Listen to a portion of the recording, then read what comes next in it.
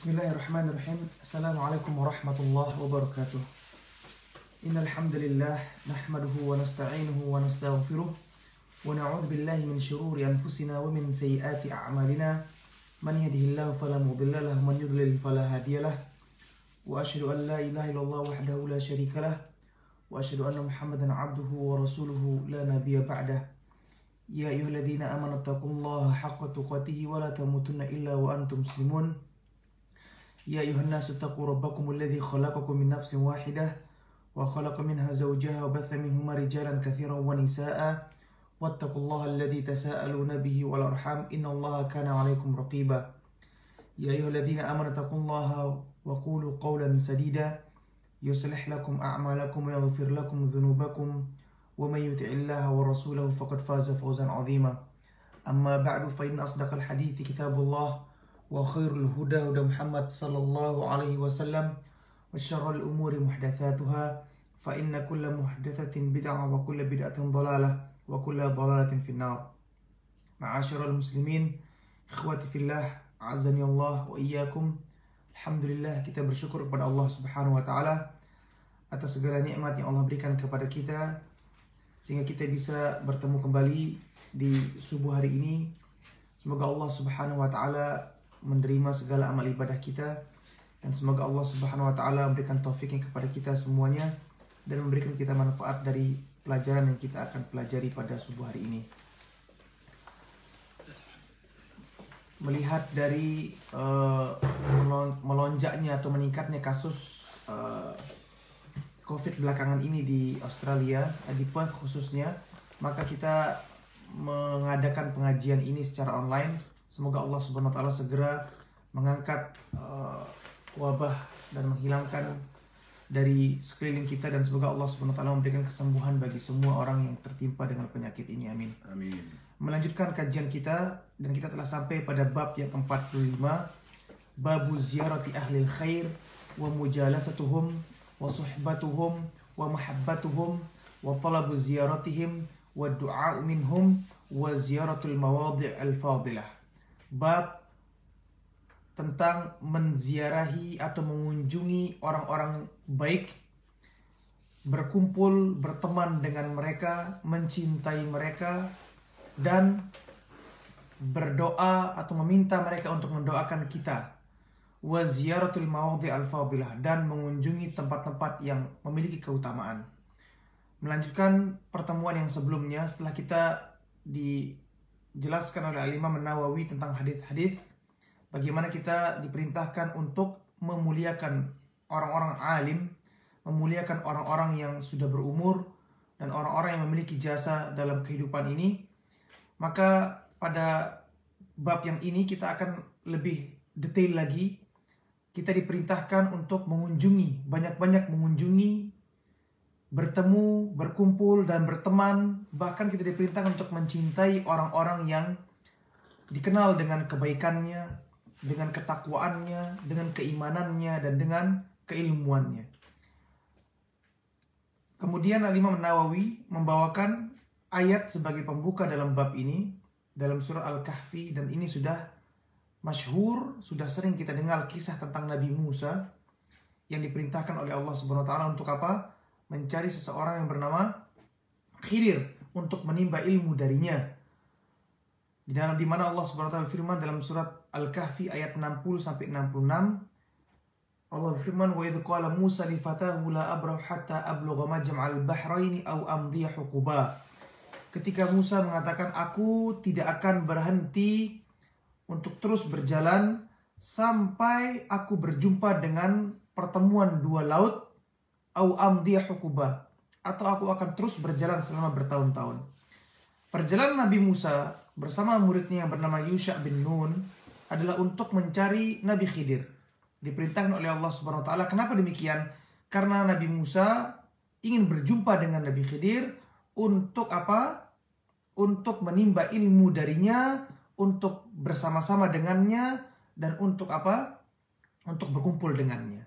Maka ini adalah awal ayat yang dibawakan oleh Imam Nawawi sebagai penjelas bahwasanya kita sangat dianjurkan dan diperintahkan oleh Allah Subhanahu wa taala untuk berkumpul, memilih teman, orang-orang yang baik, orang-orang saleh, dan orang-orang yang bertakwa.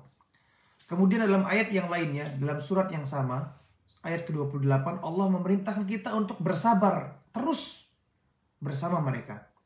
Allah berfirman, "Wasbir nafsaka ma'al ladzina yad'una rabbahum bil ghadati wal 'ashyi yuriduna wajhah."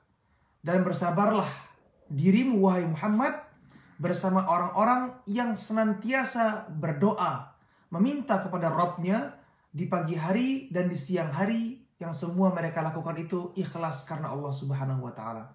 Jadi kita bukan hanya diperintahkan untuk berteman, berkawan, tapi terus bersabar, ya. Untuk apa? Mengarungi kehidupan ini bersama-sama mereka. Apalagi kalau kita bisa membantu dakwah mereka, berkumpul bersama mereka, maka itu adalah satu hal yang sangat baik yang bisa kita lakukan dalam kehidupan kita di dunia ini. Hadirin dirahmati Allah Subhanahu wa taala, perintah kita atau kita diperintahkan kita untuk berteman dengan orang-orang yang baik sudah banyak kita kenal dalam hadis Rasulullah SAW. Bahkan keutamaan orang yang memilih teman yang baik, maka dia akan mendapatkan kecipratan kebaikan dari teman-temannya tersebut. Bukankah dalam hadisnya Rasulullah pernah memberikan permisalan tentang orang-orang yang disebut dengan orang-orang yang baik, diibaratkan sebagai seorang yang menjual minyak wangi. Kata Rasulullah SAW, "Mathalul jalis as-salih wal jalis as-su." Permisalan teman-teman yang baik dan teman-teman yang buruk, kahamilil misk wa nafikhil kir. Seperti orang yang menjual minyak wangi dan orang yang meniup bara api atau pandai besi. Amma hamilul misk, teman yang baik yang dipermisalkan seperti orang yang menjual minyak wangi, imma an yuhdiyaka, bisa jadi dia memberikan engkau hadiah minyak wanginya tersebut. Artinya apa? Diibaratkan orang yang berilmu, orang yang soleh, kita berteman dengan dia, maka dia akan menularkan kesolehannya dan ilmunya kepada kita karena kita selalu bersama dengannya. Wa imma an tabta'u minhu, atau bisa jadi engkau yang membeli dari dia. Kalau dia menjual minyak wangi, kalau dia tidak memberikan kepada kita, kita mungkin yang beli dari dia. Diibaratkan oleh Rasulullah SAW, mungkin kita yang menimba ilmu, kita yang menyerap ilmu darinya, kita yang mengikuti gerak-geriknya, mengikuti karakternya, mengikuti cara berbicara, mengikuti pola pikirnya, mengikuti kegiatan sehari-harinya. Itu keutamaan kita berteman dengan orang yang saleh. Wa imma an tajida minhu raihatan hasanah atau rihan hasanan. Atau minimal kita keluar dari toko minyak wangi tersebut, karena kita di dalam toko minyak wangi yang begitu wangi atau begitu harumnya, keluar dari toko, maka imbas bau wangi tersebut masih menempel di pakaian kita. Kita keluar, orang tahu, oh si fulan baru keluar dari toko minyak wangi karena pakaiannya bau minyak wangi, bau parfum. Nah, kalau kita berteman dengan teman-teman yang soleh, teman-teman yang baik, kita akan dikenal, oh si fulan nongkrongnya sama anak yang baik. Si fulan teman-temannya adalah orang-orang yang baik. Oh si fulan itu dia bergaul dengan teman-teman yang baik. Kita akan harum nama kita, diangkat derajat kita oleh Allah Subhanahu wa taala karena kita berteman dengan orang-orang yang soleh. Sebaliknya, kalau kita berteman dengan orang yang buruk, orang pelaku maksiat, orang yang tidak bertakwa kepada Allah Subhanahu wa taala, ya, maka ada dua kemungkinannya. Wa imma nafikhul kir, ya, imma an yuhriqa thiyabaka. Bisa jadi orang yang meniup bara api, pandai besi itu, kalau kita sering berkumpul dengan dia, masuk ke dalam warehouse-nya, masuk ke dalam gudang tempat dia meniup bara api tadi itu, ada kemungkinan baju kita akan terbakar karena terkena dengan hembusan api tersebut. Nah, di sini diibaratkan oleh Rasulullah SAW, kalau kita berteman dengan teman yang buruk, kita akan ditulari atau dia akan menularkan sifat buruknya, perlakuan maksiatnya, karakter buruknya, akhlak yang tidak baiknya kepada kita. Wa imma an tajida minhu rihan khabithan. Atau setidaknya kita akan dikenal sebagai temannya orang-orang yang buruk, berkumpul dengan orang-orang yang buruk, berkumpul dengan para ahli maksiat. Oleh karenanya, ikhwati fillah, memilih teman yang baik, berkumpul dengan mereka, dan mencintai mereka adalah perkara yang sangat penting, merupakan perkara prinsip dalam agama Islam. Karena orang-orang yang mencintai orang-orang yang soleh, mencintai orang-orang yang bertakwa, maka dia di hari kiamat kelak, atau di akhirat kelak, akan dikumpulkan bersama orang-orang yang ia cintai. Rasulullah SAW bersabda, "Al-mar'u yuhsyaru ma'a man ahabba." Seseorang itu akan dikumpulkan bersama orang-orang yang ia cintai di akhirat kelak. Kita bawakan hadis yang pertama. Disebutkan di sini oleh Imam Nawawi, hadis yang ke-360. Wa an Anas radhiyallahu an, dari Anas bin Malik radhiyallahu an, qala Abu Bakar li Umar radhiyallahu anhuma. Berkata Abu Bakar kepada Umar. Kita lihat. Abu Bakar As-Siddiq radhiyallahu ta'ala an adalah sahabat yang terbaik. Kemudian diikuti oleh Umar bin Khattab radhiyallahu ta'ala anhuma. Mereka dalam hadis ini saja, di awal hadis ini sudah mempraktekkan anjuran syariat untuk memilih teman yang baik. Kita lihat Umar ngumpulin sama Abu Bakar. Jalannya sama Abu Bakar.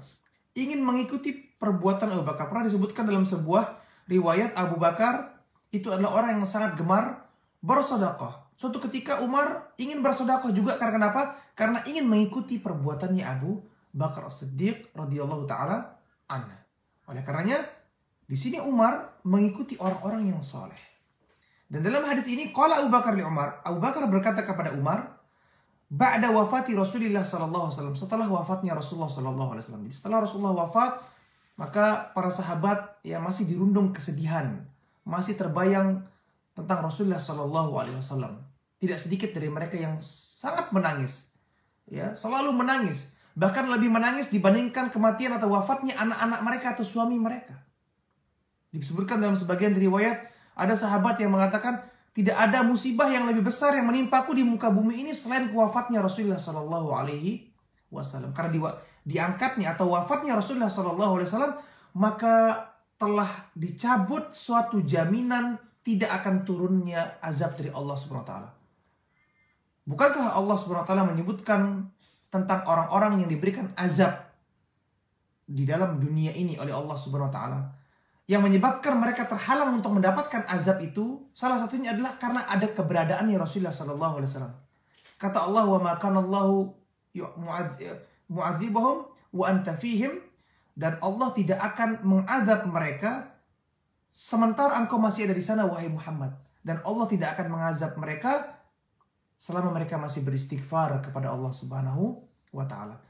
Diwafatkannya Rasulullah Sallallahu Alaihi Wasallam, maka satu jaminan tidak akan turunnya azab itu telah tercabut. Tinggal bagaimana sekarang manusia tersebut memperbanyak istighfar, bertaubat kepada Allah Subhanahu wa Ta'ala untuk ya diselamatkan dari azab Allah Subhanahu wa Ta'ala. Jadi setelah wafatnya Rasulullah, apa yang dilakukan oleh Abu Bakar? Ia berkata kepada Umar, "Intaliq bina ila Ummu Aiman." Ayo kita pergi ke Ummu Aiman, kata Abu Bakar.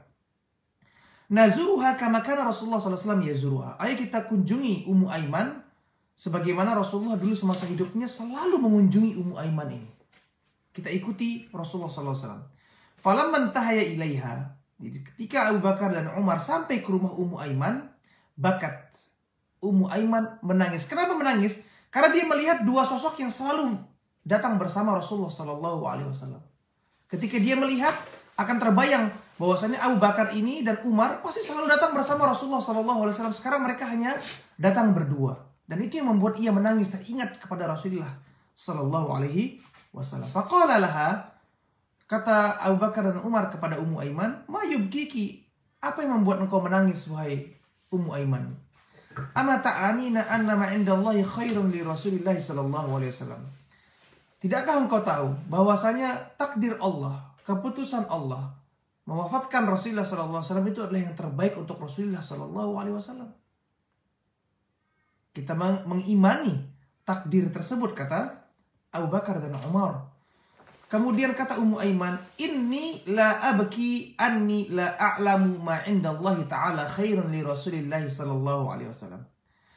Sesungguhnya aku ini tidak menangis karena aku tidak mengetahui bahwasanya tidaklah aku ini menangis karena aku tidak mengetahui bahwasanya apa yang diberikan oleh Allah kepada Rasulnya itu adalah yang terbaik kepada Rasulullah sallallahu alaihi wasallam. Bukan itu sebab aku menangis. Akan tetapi yang membuatku menangis, annal wahya qad inqata'a minas sama. yang membuat aku menangis adalah karena wahyu telah terputus, tidak turun lagi dari atas langit. Diwafatkannya Rasulullah SAW berarti wahyu sudah berhenti. Tidak ada lagi wahyu yang turun. Islam berarti telah sempurna, syariat telah sempurna. Tidak akan ada lagi syariat baru yang muncul. Tidak akan lagi ada ajaran-ajaran dalam Islam yang baru, versi baru yang muncul setelah wafatnya Rasulullah SAW. Dan ini adalah statement dari seorang sahabat. Ketika wafatnya Rasulullah SAW berarti wahyu telah terputus. Fa hayyajathuma 'alal buka faja'ala yabkiyani ma'aha. Setelah mengucapkan hal tersebut, maka Abu Bakar, Umar, dan Ummu Aiman mereka menangis bersama-sama mengingat Rasulullah SAW, rindu kepada Rasulullah SAW. Kita lihat di sini kenapa Abu Bakar dan Umar mengunjungi Ummu Aiman? Karena mereka tahu tidaklah Rasulullah SAW mengunjungi seseorang melainkan seseorang tersebut adalah orang yang di mata Allah memiliki keutamaan, memiliki fadilah, memiliki derajat yang tinggi di sisi Allah Subhanahu wa Ta'ala. Kita lihat mereka mengikuti sampai hal seperti ini, mereka berusaha untuk mencontoh Rasulullah SAW. Siapa yang dikunjungi oleh Rasulullah, mereka kunjungi. Apa yang digunakan oleh Rasulullah, mereka gunakan. Bagaimana cara Rasulullah SAW menempuh suatu jalan, mereka mengikuti jalan tersebut.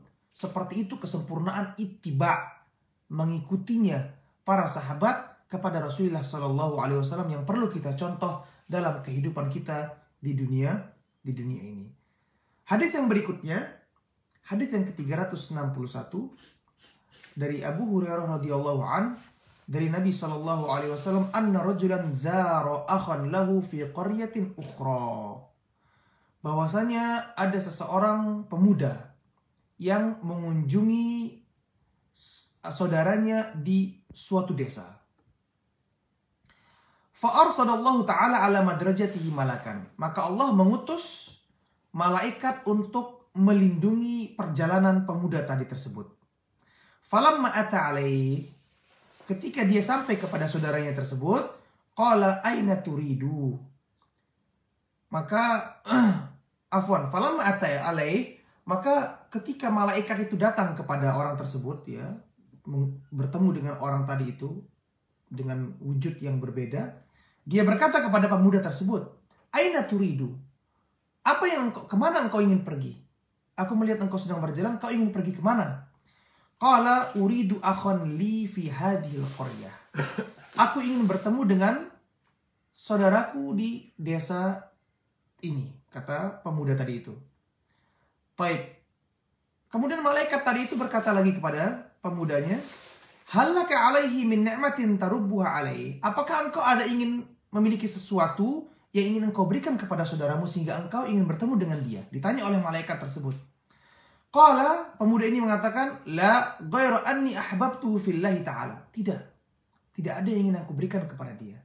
Hanya saja aku mencintai dia karena Allah, maka aku ingin bertemu dengan dirinya.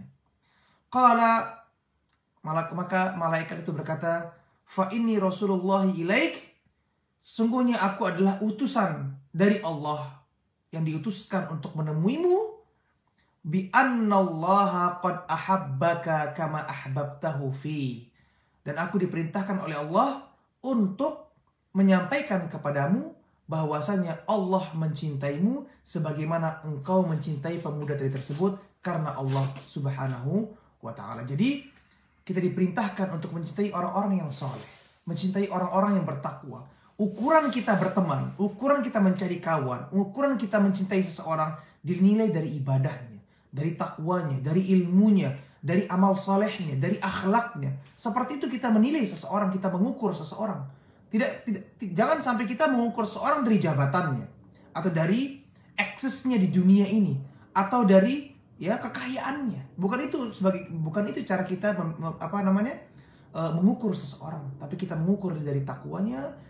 Karena maksud dari seseorang mengatakan kepada saudaranya, aku mencintaimu karena Allah. Maksudnya apa? Aku mencintaimu karena engkau mengerjakan segala sesuatu yang diridhai oleh Allah Subhanahu wa Ta'ala. oleh karenanya aku mencintaimu. Tapi kalau orang mengatakan aku mencintaimu karena Allah, tapi orang tersebut itu adalah orang-orang yang, atau cinta tersebut adalah cinta karena dia adalah pelaku maksiat dan lain sebagainya, maka ini adalah ya penyebutan yang keliru.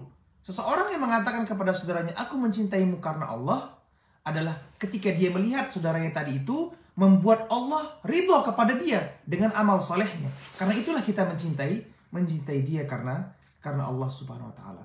Jadi kita diperintahkan dalam Islam untuk mencintai orang-orang yang bertakwa, orang-orang yang saleh, beramal saleh, beriman kepada Allah Subhanahu wa taala. Bahkan kita ya dilarang dan merupakan sifat orang-orang munafik, sifat orang-orang yang kafir kepada Allah Subhanahu wa taala, yaitu adalah benci kepada orang-orang yang beriman. Oleh karena kita diperintahkan untuk berdoa kepada Allah Subhanahu wa taala di dalam Al-Qur'an, "Wala taj'al fi qulubina ghillan lil ladzina amanu." Ya Allah, janganlah Engkau jadikan di dalam hati kami ada perasaan benci kepada orang-orang yang beriman. Terus kita ucapkan ini. Karena kalau sampai kita merasa kebencian kepada orang-orang yang beriman, karena keimanan mereka, karena amal soleh mereka, karena ketakwaan mereka, karena berpegangnya mereka kepada sunnah Rasulullah SAW, maka kita harus banyak-banyak beristighfar dan bertobat. Jangan sampai kita keliru. Kita diperintahkan untuk mencintai orang-orang yang soleh, malah kita menjadi orang-orang yang membenci mereka. Kemudian hadis yang berikutnya masih dari sahabat Abu Hurairah radhiyallahu an, bahwasanya Rasulullah SAW bersabda, "Man 'ada maridan aw zara akhan lahu fillah, nada munadin bi an tibta wa taba mamsyaka wa tabawwa'ta minal jannati manzilan." Rawahu Tirmidzi wa qala haditsun hasan wa fi ba'd nusakh gharib. Jadi hadis ini hadis hasan yang diriwayatkan oleh Al-Imam At-Tirmidzi. Dan hadis hasan versi Al-Imam At-Tirmidzi adalah setelah kita simpulkan secara simpel atau secara singkat, maka hadis hasan yang disampaikan oleh Al-Imam At-Tirmidzi itu adalah hadis dhaif yang disepakati oleh para ulama. Karena Al-Imam At-Tirmidzi mengatakan sebuah hadis itu hasan, tapi sejatinya hadis tersebut di mata para ulama, kesepakatan jumhur para ulama, hadis dia adalah hadis yang di dalam derajat hadis dhaif. Akan tetapi hadis ini maknanya sahih karena diperkuat oleh makna-makna dari hadis-hadis yang lainnya. Sebagaimana hadis yang sebelumnya, di mana Rasulullah SAW bersabda, "Man 'ada maridan," barang siapa yang mengunjungi orang yang sakit. Dan mengunjungi orang yang sakit merupakan salah satu hak dari hak sesama muslim. Di mana Rasulullah SAW menyebutkan hakun muslim alal muslim sittun. Hak seseorang yang muslim kepada muslim yang lainnya ada 6, dan diantaranya wa idza marida fa'udhu. Kalau dia sakit maka kita kunjungi. Kita kunjungi orang yang sakit. Ini merupakan syariat dari Rasulullah SAW. Dan di sini barang siapa yang mengunjungi orang yang sakit, au zara akhan lahu fillah, atau mengunjungi saudaranya karena Allah Subhanahu wa taala.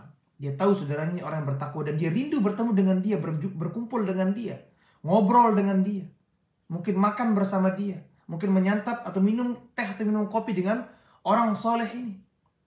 Nada munadin, maka malaikat akan mengumandangkan, akan berkata, bi antibta, engkau adalah orang yang baik, wa taba mamsyaka, dan perjalanan hidupmu baik.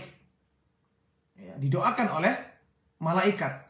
Wa tabawwa'ta minal jannati manzilan, dan engkau telah mempersiapkan tempat dudukmu atau tempat tinggalmu di surga. Maka ini adalah keutamaan yang sangat besar. Bagaimana kita beramal dengan hati kita, memainkan hati kita ini untuk mencintai orang-orang yang soleh, mencintai orang-orang yang beriman, mencintai orang-orang yang bertakwa kepada Allah Subhanahu wa ta'ala. Dan yang terakhir, hadis dari Abu Musa Al-Asy'ari radhiyallahu an, bahwasanya Rasulullah SAW bersabda, dan ini hadis yang telah kita sebutkan di awal pengajian tadi, tentang permisalan orang-orang yang teman-teman yang baik dan teman-teman yang buruk. Kita bacakan, "Innama mathalul jalis as-salih wa jalis as-su'." Sungguhnya atau bahwasanya permisalan teman yang baik dan teman yang buruk, kahamilil misk wa nafikhil kir, seperti permisalan orang yang menjual minyak wangi dan orang yang meniup bara api. Fahamilul misk, teman yang baik si penjual minyak wangi yang diibaratkan oleh Rasulullah SAW seperti penjual minyak wangi, imma an yuhdiyaka, bisa jadi dia memberikan engkau hadiah minyak wanginya, menularkan, ya, mengajarkan akhlaknya, ibadahnya kepada ilmunya kepada dirimu. Wa imma an tabta'u minhu, atau bisa jadi, ya, dia atau engkau yang membeli dari dia, engkau belajar dari dia, engkau yang menyerap ilmunya, engkau yang mengikuti, mencontoh karakter, akhlak dan ketakwaannya. Wa imma an tajida minhu rihan thayyibah, atau bisa jadi engkau akan, ya, mencium atau mendapatkan bau yang sangat wangi. Dikenal dengan orang yang berkumpul dengan orang-orang yang soleh. Wa nafikhul qir, dan orang yang meniup bara api. Permisalan teman yang buruk tadi kata Rasulullah, imma an yuhriqa thiyabaka, bisa jadi dia yang membakar pakaianmu, menjerumuskan engkau kepada kesesatan, menjerumuskan kepada keburukan. Dan teman yang buruk ini bukan hanya teman, termasuk juga guru. Salah memilih guru, maka akan sesat jalan hidupnya. Oleh karena kita dalam Islam, kita diperintahkan oleh Rasulullah SAW untuk selektif memilih guru, benar-benar orang-orang yang berpegang pada Al-Quran dan hadis Rasulullah SAW. Karena ilmu itu adalah agama kita. Salah kita mengambil ilmu akan salah agama kita. Ya. Inna hadzal ilma dinun, sungguhnya ilmu ini adalah agama kalian.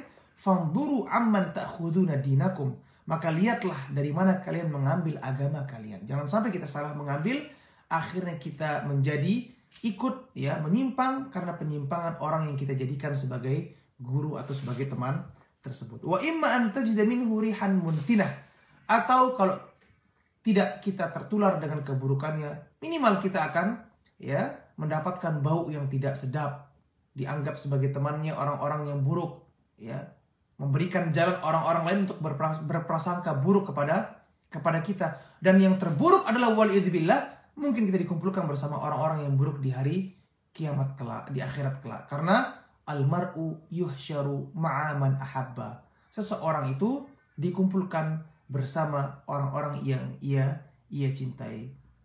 Oleh karenanya, ya,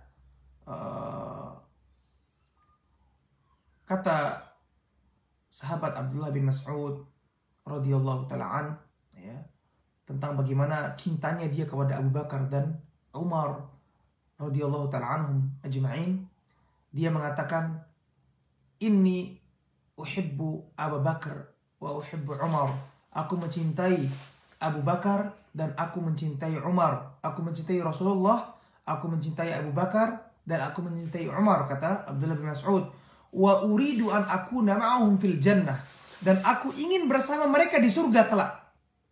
Wa in lam a'mal mithla amalihim, walaupun kenyataannya aku tidak akan bisa meraih atau mengerjakan amalan seperti amalan mereka semasa di dunia, tapi setidaknya aku cinta kepada mereka dan aku ingin bersama mereka di surga kelak. Oleh karenanya, ya, angan-angan dan keinginan kita sebagai seorang yang beriman adalah berkumpul dengan orang-orang yang soleh, berkumpul dengan orang-orang yang beriman di surga Allah Subhanahu wa ta'ala. Semoga Allah Subhanahu wa ta'ala berikan kita rasa cinta kepada orang-orang yang beriman, dan semoga Allah Subhanahu wa ta'ala menancapkan hal tersebut kepada kita, dan Allah menjauhkan kita dari sifat iri, dengki, dan benci kepada orang-orang yang beriman kepada Allah Subhanahu wa ta'ala. Mungkin ini kajian yang bisa saya sampaikan pada pertemuan kali ini. Insya Allah kita lanjutkan hadis-hadis berikutnya pada pertemuan yang akan datang. Saya tutup sampai di sini. Subhanakallahumma bihamdika asyhadu an la ilaha illa anta astaghfiruka wa atubu ilaik. Assalamualaikum warahmatullahi wabarakatuh.